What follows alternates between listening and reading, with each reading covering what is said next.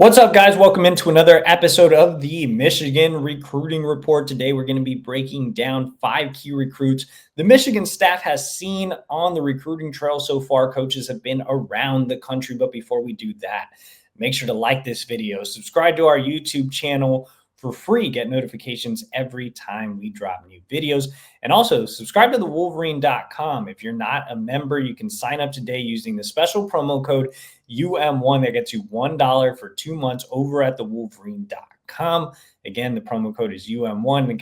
That gets you insider information on everything recruiting, the team, basketball, transfer portal, and so much more. Plus, join a community of more than 8,000 unique individual users over on the Fort message board. All right, guys, like I said, we're going to be breaking down 5 key recruits the Michigan staff has seen on the recruiting trail so far. So coaches have been traveling across the country, seeing top targets. They will continue to travel through the end of January. So we're going to be talking about 5 key guys they've seen so far. Now, new offensive coordinator Chip Lindsey getting right to work, heading out to the West Coast, seeing 5-star quarterback Ryder Lions out in the Bay Area. So Ryder Lions is a really interesting prospect. I mean, obviously he's highly touted. He's a 5-star kid.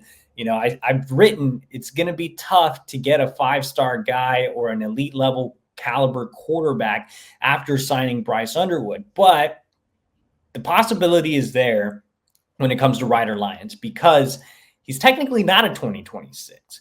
He's actually a 2027 because he is an LDS kid. He does plan to take a mission upon graduation this year. So that gives you some wiggle room if you're Michigan between Underwood and Lions.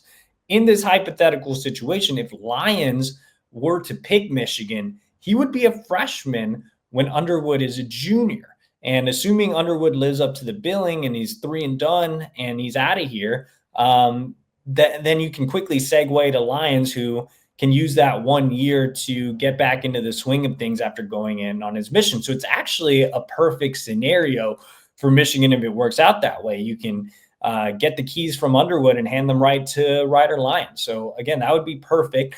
I do think it's going to be a little bit difficult to land Ryder Lions. I do think Chip Lindsey is making a strong impression.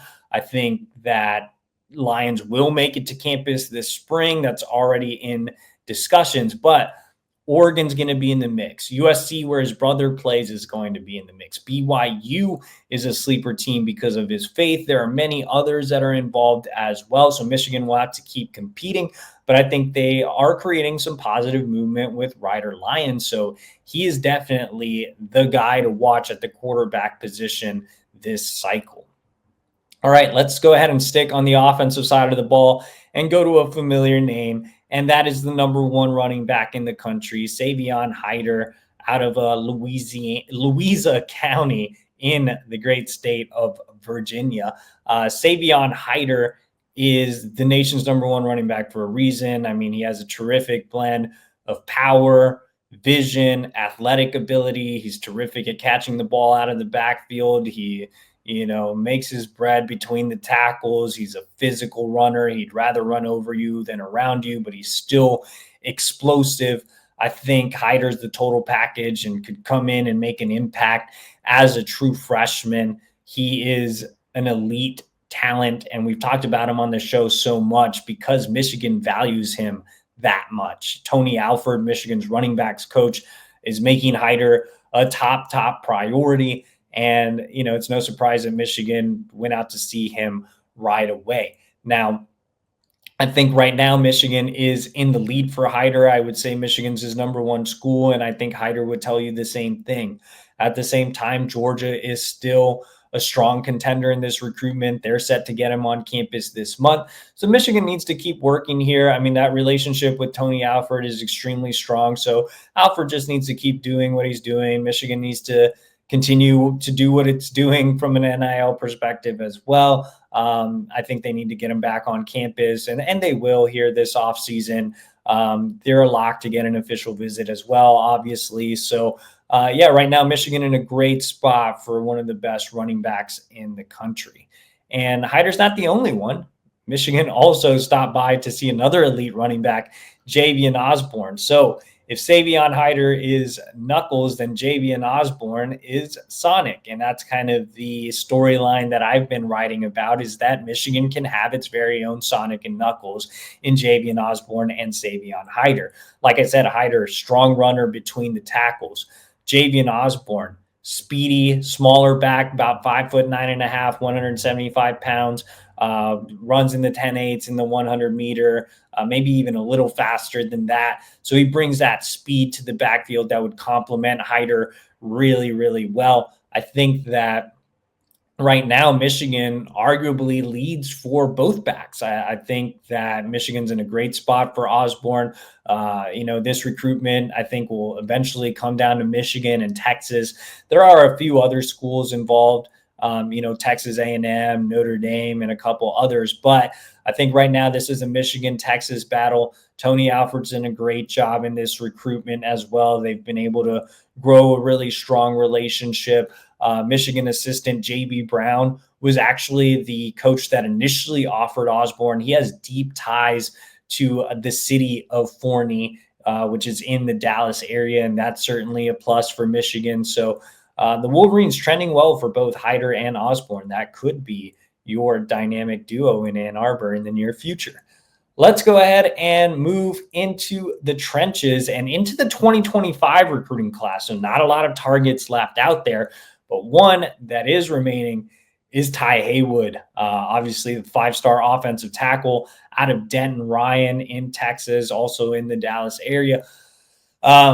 Right now, I have my prediction on Michigan, and I still feel really optimistic about the Wolverines' chances. Sharon Moore has been personally involved in this recruitment. We saw Moore close with a different 5-star offensive tackle in Andrew Babalola. He can do the same here with Tai Haywood. I think NIL will be extremely important in this recruitment, hence why General Manager Sean McGee joined Sharon Moore in the Dallas area to see Haywood last week. When McGee's involved, that means NIL is involved. McGee has been a key part of Michigan's NIL renaissance on the recruiting trail, and I think he'll play a pivotal role in the Haywood recruitment. Now, you do have Texas Tech still involved, Florida State involved. Both of those schools are very willing to spend NIL as well. However, I think Michigan can do the same thing, not necessarily the same exact thing, but can do something similar in the sense that they can put together a really, really strong package for Haywood, much like they did with Bryce Underwood. I think some of the same people that were involved in the Underwood deal will be involved in the Haywood deal. He is coming in for an official visit this weekend. I think Michigan can iron out those details and really move the needle during his time on campus. So we'll see how this one shakes out. But again, I feel pretty good about my prediction for Michigan heading into his official visit. And I think the staff going deep to see him in Dallas really tells you how they feel as well. All right, let's end this one by talking about on 300 cornerback commit Brody Jennings in the 2026 class. Now, I say commit Brody Jennings, and it doesn't seem like Michigan fans have fully invested in 2026 yet, so you might not even know that Brody Jennings is a commit. He actually committed to Michigan back in the summer. He came back to campus for the game against USC. Now, the thing with Brody Jennings is he's an early commit, and there are still schools after him, primarily the schools in his home state of Florida. Miami head coach Mario Cristobal stopped by to see him last week. Florida sent out an assistant. Florida State is expected to stop by. Brody's been to all of those schools as well. But I talked to Brody on Sunday night, and he told me that he is 1,000% committed to Michigan. He's fine if other schools want to continue to contact him, but he's really locked in with the Wolverines, citing his bonds with Sharon Moore and Lamar Morgan. And Morgan went out to see him last week. And I think that really meant a lot to Brody, knowing that he's still a priority, that even though he's a commit, they really value his verbal pledge, and he's still really important to the future plans of the Michigan program and really important to Lamar Morgan, his future position coach. So, Michigan landed an early commitment out of Florida last cycle in Chris Ewald. and eventually lost him to Miami. They're hoping that won't be the case with Brody Jennings. And so far, so good. I think Lamar Morgan and Sharon Moore have both built those strong personal connections with him. And I think Brody's saying all the right things. You just have to get him back on campus this offseason and continue to do what you've been doing. So that wraps up 5 key recruits that Michigan has seen on the recruiting trail so far. Like I said, the staff will be back out on the road this week. They'll be seeing other top targets throughout the month. So keep it locked in here on our YouTube channel. Like this video, subscribe to our YouTube channel for free. Get notifications every time we drop new videos. Also, subscribe to the Wolverine.com today. Use that promo code UM1. That's $1 for 2 months over at the Wolverine.com. That gets you insider information on everything Michigan recruiting, team, transfer portal, basketball, and so much more. We'll see you guys next week.